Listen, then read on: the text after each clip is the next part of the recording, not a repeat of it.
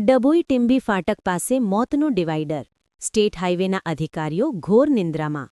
ડભોઈના ટીંબી ફાટક પાસે આવેલા મુખ્ય માર્ગ પર સ્ટેટ હાઈવે વિભાગની ગંભીર બેદરકારી સામે આવી છે. અહીં રોડના ડિવાઈડર પર મોટા પ્રમાણમાં કાંટાળા બાવળ અને ઝાડી ઝાંખરા ઉગી નીકળ્યા છે, જે હવે વાહન ચાલકો માટે જીવલેણ સાબિત થઈ રહ્યા છે. મુખ્ય સમસ્યાઓ જે અકસ્માતને નોતરે છે: દૃશ્યતાનો અભાવ. ડિવાઈડર પર ઉગેલા જંગલી બાવળ એટલા ઊંચા થઈ ગયા છે કે સામેથી આવતા વાહનો દેખાતા નથી. રાત્રિના સમયે જોખમ.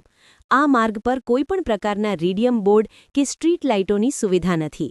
રાત્રે અંધારામાં આ ઝાડીઓ દેખાતી ન હોવાથી વાહન ચાલકો અચાનક ડિવાઈડર સાથે અથડાય છે. ટ્રાફિકનું ભારણ. આ મુખ્ય માર્ગ હોવાથી અહીંથી રોજબરોજ હજારો નાના મોટા વાહનો પસાર થાય છે, છતાં તંત્ર મૌન સેવીને બેઠું છે. શું કોઈ નિર્દોષનો ભોગ લેવાયા પછી જ તંત્ર જાગશે? સ્થાનિકો અને વાહન ચાલકોમાં ભારે રોષ જોવા મળી રહ્યો છે. લોકોનું કહેવું છે કે સ્ટેટ હાઈવેના અધિકારીઓ માત્ર પોતાની એસી ચેમ્બરમાં બેસીને વહીવટ કરી રહ્યા છે. જો આ અધિકારીઓ ફિલ્ડમાં ઉતરીને તપાસ કરે તો તેમને જનતાની હાલાકીની સાચી ખબર પડે. લોકમાંગણી. વહેલી તકે ડિવાઈડર પરથી જંગલી ઝાડી ઝાંખરા સાફ કરવામાં આવે.